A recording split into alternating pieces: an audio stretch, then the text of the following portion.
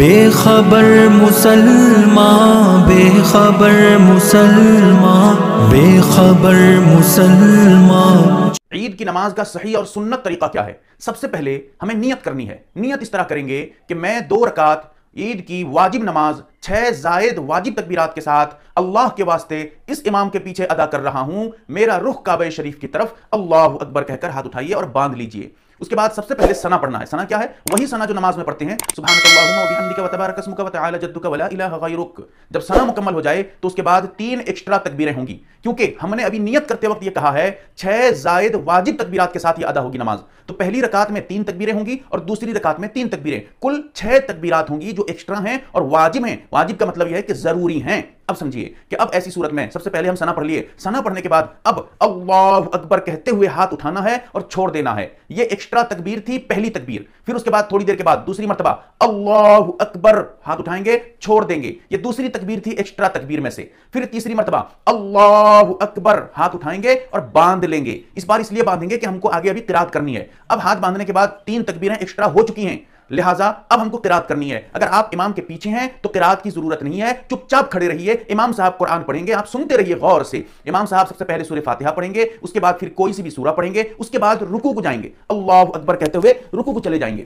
اب رکوع میں جانے کے بعد ویسے ہی عام نمازوں میں، دوسری نمازوں میں جیسے آپ رکوع کرتے ہیں ویسے ہی رکوع کرنا ہے۔ رکوع میں وہی دعا جو سبحان ربی العظیم، وہی تسبیح پڑھنی ہے جو اللہ کی بڑائی بیان ہوتی ہے۔ پھر رکوع سے اٹھتے ہوئے سمی اللہ لمن حمیدہ کہتے ہوئے کھڑے ہو جائیں گے، اور آپ اگر امام ہیں تو یہ کہیں گے، اگر مقتدی ہیں تو آپ کھڑے ہو جائیں گے امام کے پیچھے چپ چاپ۔ کھڑے ہونے کے بعد ربنا ولک الحمد، اس طرح یہ دعا بھی پڑھ سکتے ہیں۔ پھر اس کے بعد سجدے کو جائیے گا۔ پہلا سجدہ، سجدے میں وہی تسبیح جو سبحان ربی الاعلی، وہی تسبیح پڑھنی ہے 3 مرتبہ، 5 مرتبہ، 7 مرتبہ، طاقت عدد جو بھی آپ سے ہو سکے۔ اس کے بعد پھر ایک سجدہ ختم، بیٹھیں گے، دوسری مرتبہ سجدے کو جائیں گے، پھر ویسے ہی سجدہ جو عام نمازوں میں ہم سجدہ کرتے ہیں۔ اس کے بعد پہلی رکعت ہو گئی ہماری تو ہم دوسرے سجدے کے بعد سیدھے کھڑے ہو جائیں گے، لہٰذا ایک رکعت کمپلیٹ ہے۔ اب دوسری رکعت میں کیا کرنا ہے؟ ہاتھ باندھ کے کھڑے رہنا ہے۔ سب سے پہلے جیسے کھڑے ہوں گے ویسے ہی ہاتھ باندھے رہیں گے۔ اب سب سے پہلا کام امام صاحب کا ہے قرآن کی تلاوت کرنا، قرات کرنا، اور آپ کا کیا کام ہے جو امام کے پیچھے ہیں؟ ان کا کام یہ ہے کہ وہ قرآن کی تلاوت کو چپ چاپ سنتے رہیں گے۔ اس کے بعد سب سے پہلے دوسری رکعت میں کھڑے ہوتے ہی سب سے پہلے قرات ہوگی، یعنی سورہ فاتحہ پڑھیں گے اور سورہ ملائیں گے۔ اب اس کے بعد ایکسٹرا تکبیریں ہوں گی، اس کو سمجھیے کیسے۔ سب سے پہلے قرات کے بعد، قرآن کی تلاوت کے بعد سورہ فاتحہ اور سورہ ملانے کے بعد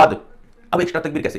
اللہ اکبر کہتے ہوئے ہاتھ اٹھائیں گے، چھوڑ دیں گے۔ یہ پہلی تکبیر تھی دوسری رکعت کی۔ ٹوٹل 6 تکبیر کہنا ہے ہم کو۔ 6 تکبیر میں سے 3 تکبیر ہم پہلی رکعت میں کہہ چکے ہیں۔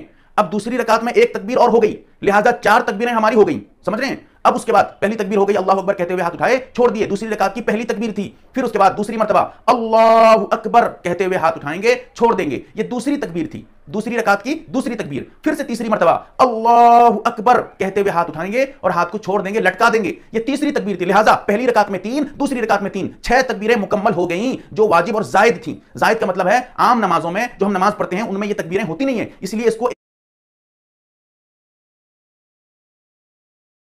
ایکسٹرا تکبیریں، زائد تکبیریں کہتے ہیں۔ لہٰذا جب ہماری 6 تکبیر ہو گئی تو اب تکبیر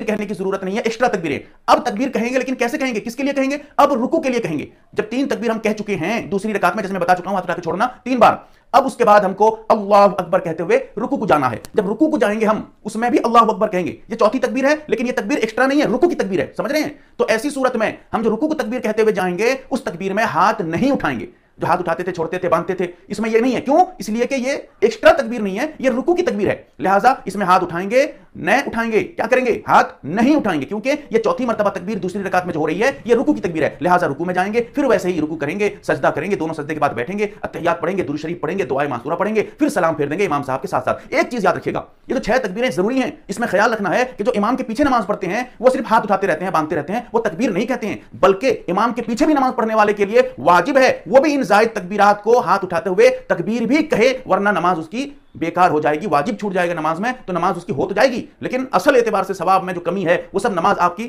ہونے کی طرح نہیں ہوگی۔ اللہ تعالیٰ سمجھنے کی توفیق دے۔